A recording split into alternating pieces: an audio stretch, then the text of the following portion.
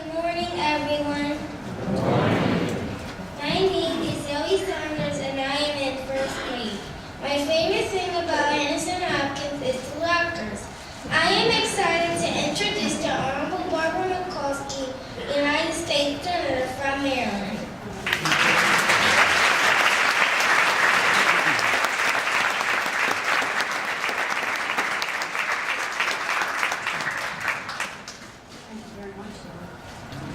Zoe, I don't know if I should use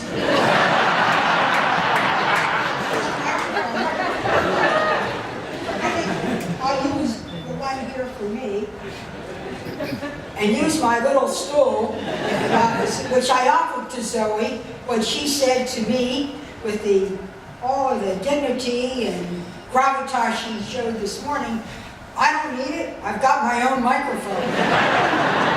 Well, I think Zoe and the boys and girls here at Henderson-Hopkins will not only have their own microphone, but they're going to have their own megaphone to show that this is one of the best schools in Baltimore, in Maryland, and in the nation.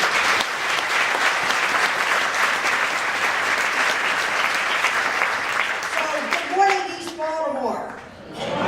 For all of us who live in East Baltimore, for all who work in East Baltimore, and by the way, don't we all work in East Baltimore and for East Baltimore? I don't know about you, but I feel like this is New Year's Eve. This is a new day, a new commitment, a new energy here in East Baltimore. And I want to thank Dr. Daniels for the leadership that he showed personally in raising the money for this school. And I think we ought to give him a round of applause.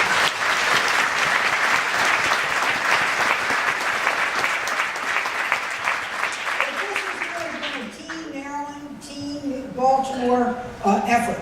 There are so many people in this room that deserve recognition. Many names were called out. Leaders in our political arena, Governor O'Malley, Mayor Stephanie Rawlins-Blake, our leadership in the General Assembly and in the City Council, the foundation world of Weinberg and the Casey Foundation, the fact that we have 2 college presidents here, and Dr. Daniels, and to you, Dr. Wilson, we're so excited to see you, and enough deans to have their own dean's list.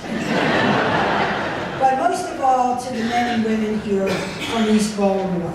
A real shout out to the teachers, the ones who are really going to take a great building and make it come alive, because it is the teachers in the classroom every day and in every way that are going to make a difference in the lives of our boys and girls. Let's give a round of applause.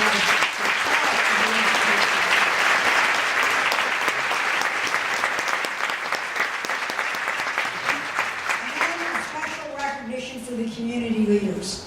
They all know that over here in East Baltimore, we've had a lot of starts and not a lot of finishes.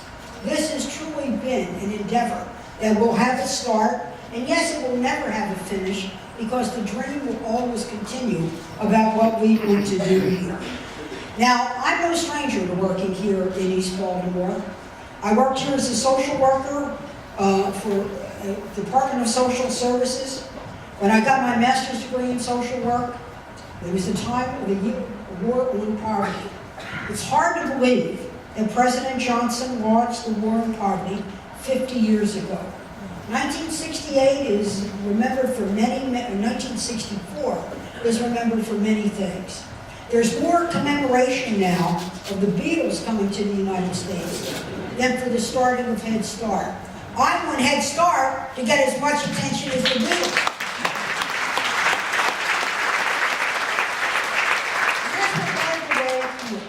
That we thought back in the year 2000, 2001, when we were all looking at our community, there was a new revitalization going on, but it was down by the waterfront. They nicknamed it the Gold Coast, Canton, Fells Point, the Inner Harbor, Federal Hill. And if you lived the way I did in Fells Point, and you looked up Broadway, at the great iconic dome of Johns Hopkins, you would think, what is the social distance that a person would have to travel to come to work at Hopkins, to be a lab tech, to be a doctor, to be a nurse, to be a Nobel Prize winner. What is the social distance to be carried, to be traveled? So that was one social distance. But as your senator, looking also down Broadway from North Avenue, I looked at the same dome, and I thought about the social distance somebody from North Avenue, or Preston Street, or Chase Street, or the Oliver neighborhood. What would be the social distance that they would have to travel in order to work at Hopkins, to be that doctor, to be that nurse, to dream of being a Nobel Prize winner? But we know that the social distances, though they were the same in geographic distance, they varied greatly. So we wanted to close the social distance. And that at the same time was a convergence of leadership. Dr. Brody, Mayor O'Malley, Doug Nelson of the Weinberg Foundation, and the verve and determination and so on of the people from East Baltimore. People like our beloved Hattie Harrison, people who work every day for social justice and closing the social distance gap. And that's when we went to work for the East Baltimore Initiative. That was the dream. And it was not only about real estate, to build new buildings. It was to build a new community where people would live, worship, and also go to school to be able to live in the East Baltimore neighborhood. And that we knew that the school would be the greatest way to close the social distance gap. And so today, here we are, new buildings coming out of the ground. It's taken 10 years to do a lot of that. But today, in my mind, is the day where we really shrink that social distance. I'm proud of the fact that the Maryland delegation played a role in that. Back in the day, we had earmarks. Oh yeah, they said they were just awful things. I thought that they were awesome tools for me to be able to help my community. And if I can bring them back as chair of the appropriations, you better believe I'll do it. I'm one of the first persons to come. The delegation worked to bring close to $5 million here in various HUD and other grants, to work then with their mayors, back then with Schmoke and then with O'Malley, and now to continue with Rawlings Blake on the empowerment plan, to work with our foundations, to bring in the money so that the money could be transformative. I'm really proud of what we've done together, and there's much to be done.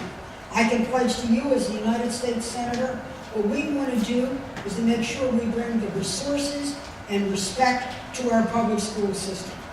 To make sure that we bring money for the Elementary Secondary Education Act, that we work on the President's new initiative for early childhood education, so that we can work with our children in organizations that are faith-based and as well as school-based to get them learning ready.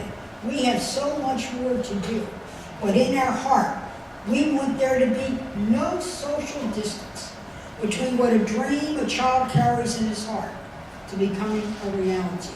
And for me, there's another social distance. Right here on Ashland Avenue, up the street, is the high school I went to, the Institute of Notre Dame. It's the same high school that Nancy D'Alessandro Pelosi went to school at the Institute of Notre Dame. She came in a limousine, I came on a bus. But we had a chance and we had a shot because it didn't matter what our fathers did. It mattered what our fathers wanted for his daughters. And over here, I'm going to make sure that the girls up here have the same traveling distance that Nancy and I had. To go to IMD, to go to Poly, to go to Western, to go whatever schools in their dream, and the boys as well. So years from now, when we come back, these very boys and girls that we see up here are going to be graduates of Johns Hopkins University. They're going to be graduates of their medical school and engineering school and nursing school. And also, one day, deep in my heart, I truly believe one of them can and will be a Nobel Prize winner. May the force be with us.